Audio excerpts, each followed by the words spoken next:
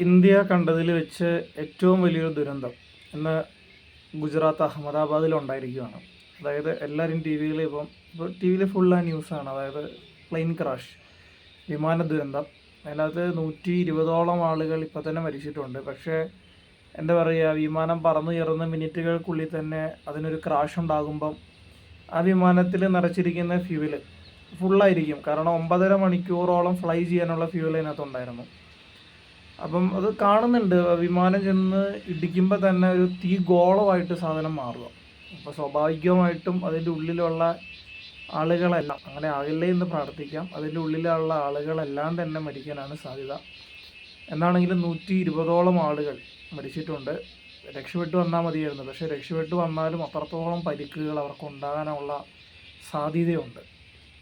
അപ്പം നമ്മുടെ കേരളത്തിലുള്ള പാലക്കാടുള്ള ഒരു ചേച്ചിയും അതിനകത്ത് പെട്ടിട്ടുണ്ട്. യു കെയിൽ നഴ്സായിട്ട് ജോലി ചെയ്യുമായിരുന്നു. അപ്പം ഇന്നലെയാണ് ഇവിടെ നിന്ന് യു കെയിലേക്ക് പോകാനായിട്ട് പോയത്.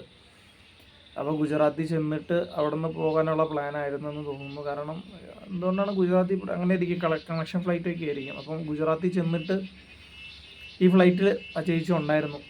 അപ്പം എന്താണെന്ന് വെച്ച് കഴിഞ്ഞാൽ ആ ചേച്ചി മരിച്ചതായിട്ടുള്ള റിപ്പോർട്ടുകളൊക്കെ കിട്ടി തുടങ്ങിയിട്ടുണ്ട്. അപ്പോൾ വലിയൊരു സങ്കടമാണ്. കാരണം ആ ചേച്ചിയുടെ അമ്മ കരയുന്നതും ആ ചേച്ചീൻ്റെ കുട്ടി കരയുന്നതുമായിട്ടുള്ള, കാരണം യൂണിഫോമൊക്കെ ഇട്ടിരിക്കുന്ന കുട്ടിയാണ്. മിക്കവാറും ഇപ്പം സ്കൂളിൽ പോയിട്ട് വീട്ടിലേക്ക് വരുന്ന സമയമാണ്. അപ്പോഴാണ് അറിഞ്ഞിട്ടുണ്ടാകുക. അപ്പോൾ ഇന്നലെ വരെ കൂടെ ഉണ്ടായിരുന്ന അമ്മ, അല്ലെങ്കിൽ അമ്മേനെ വെച്ച് നോക്കുകയാണെങ്കിൽ ഇന്നലെ വരെ കൂടെ ഉണ്ടായിരുന്ന മകള് പെട്ടെന്നൊരു നിമിഷം ഇല്ലാതാകുന്നു. അപ്പം പറയാൻ വന്നതെന്ന് വെച്ച് കഴിഞ്ഞാൽ മാധ്യമപ്രവർത്തകരുണ്ട്. മാധ്യമപ്രവർത്തകർ അറിയപ്പെടാത്ത ന്യൂസുകൾ എല്ലാവരിലേക്ക് എത്തിക്കാനായിട്ട് ഒരുപാട് കഷ്ടപ്പെടുന്നവരാണ്. അവരുടെ കഷ്ടപ്പാടൊന്നും ആരും കാണാതെ പോകുന്നില്ല. പക്ഷേ ഒരു വീടിൻ്റെ ഉള്ളിലേക്ക് കയറി ചെന്ന് ആ മരിച്ചുപോയ ആ ചേച്ചിയുടെ അമ്മയും ആ ചേച്ചിയുടെ മകളും കരയുന്ന വീഡിയോസ് എടുത്ത് ഈ പുറം ലോകത്തെ കാണിച്ചതുകൊണ്ട് വ്യൂസ് കൂട്ടാനാണോ എന്നെനിക്കറിയത്തില്ല. അത് മിക്ക ചാനലുകളിലും, ഞാൻ 24ലും റിപ്പോർട്ടർ ചാനലുകളിലും 2 ചാനലിലും ആ വീഡിയോ കണ്ടു. കാരണം അമ്മ ഇരുന്ന് കരയുന്നു, മകള് അടുത്തിരുന്ന് നിലവിളിച്ച് കരയുന്നു. അപ്പം സൂം ചെയ്തെടുത്തേക്കാണ് ആ മകളുടെ മുഖമൊക്കെ സൂം ചെയ്ത് കരയുന്ന വീഡിയോ എടുത്ത് ലൈവിൽ കാണിച്ചുകൊണ്ടിരിക്കുന്നു. അത് ഞാൻ 100% ഉറപ്പിച്ച് പറയുന്നു, ലൈവ് അല്ലാതെ ഒരു ക്ലിക്ക് ബൈറ്റ് ആയിട്ട് അവർ ഇനി പുറകെയുള്ള വീഡിയോസിലൊക്കെ ഇങ്ങനെ ഇടുമെന്നുള്ള കാര്യത്തിൽ സംശയമൊന്നുമില്ല.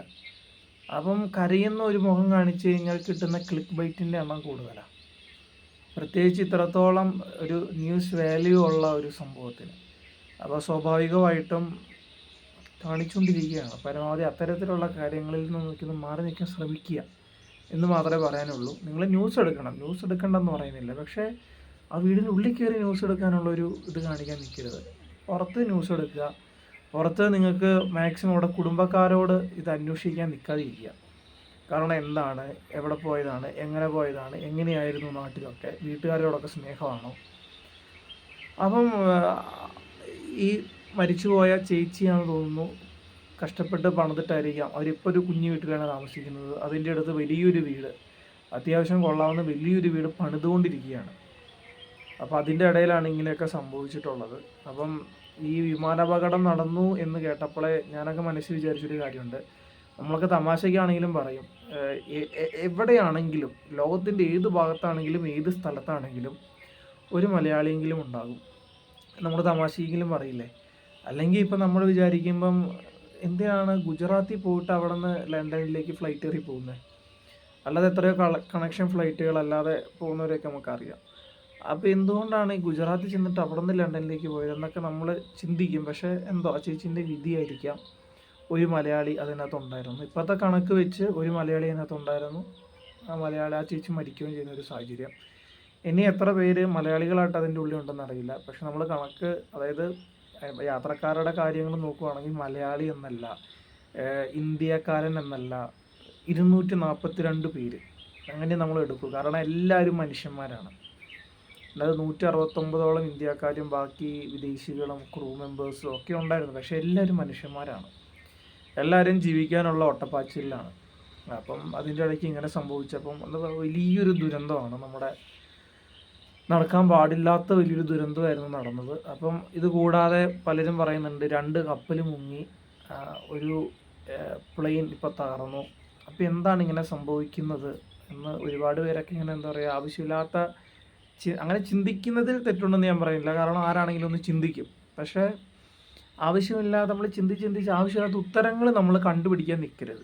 അതാണ്, ചിന്തിക്കുന്നത് കൊണ്ട് കുഴപ്പമില്ല. പക്ഷേ അതിനുള്ള ഉത്തരങ്ങളും കൂടി നമ്മൾ കണ്ടുപിടിക്കാൻ നിൽക്കരുത്. കാരണം നമ്മൾ കണ്ടുപിടിക്കുന്ന ഉത്തരം ചിലപ്പോൾ വലിയൊരു രാജ്യ പ്രശ്നം ഉണ്ടാക്കുന്ന ഉത്തരങ്ങളായിരിക്കും. അപ്പോൾ അതിനകത്തേക്ക് നമ്മൾ കിടക്കേണ്ട കാര്യമില്ല. പരമാവധി ഇനിയിപ്പോൾ ചെയ്യാൻ പറ്റുന്ന കാര്യം പരമാവധി അവർക്ക് ചെയ്യാനുള്ള, അല്ലെങ്കിൽ കുടുംബത്തിന് ചെയ്യാനുള്ള സഹായങ്ങൾ ചെയ്യുക. അത് ഇപ്പം ഒരു പ്ലെയിൻ ക്രാഷിൽ മരിച്ചു കഴിഞ്ഞാൽ അറിയാമല്ലോ, അതിപ്പോൾ കേന്ദ്ര സർക്കാരാണെങ്കിലും വേണ്ട കാര്യങ്ങൾ ചെയ്തു കൊടുക്കും.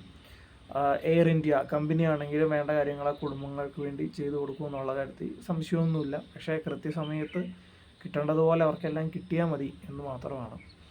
പിന്നെ ഈ മരിച്ച ചേച്ചീൻ്റെ അധികം ഡീറ്റെയിൽസൊന്നും എനിക്കറിയില്ല. കാരണം മാധ്യമപ്രവർത്തകർ കരയുന്ന വീഡിയോസാണ് അധികം എടുക്കുന്നത്. അപ്പോൾ പിന്നെ ഞാൻ ചാനൽ മാറ്റി. കാരണം ആ മരിച്ചുപോയ ചേച്ചീൻ്റെ അമ്മയും ആ ചേച്ചീൻ്റെ കൊച്ചു ഇരുന്ന് കരയുന്ന വീഡിയോസ് എത്ര നേരം നമുക്ക് കണ്ടുകൊണ്ടിരിക്കാൻ പറ്റും?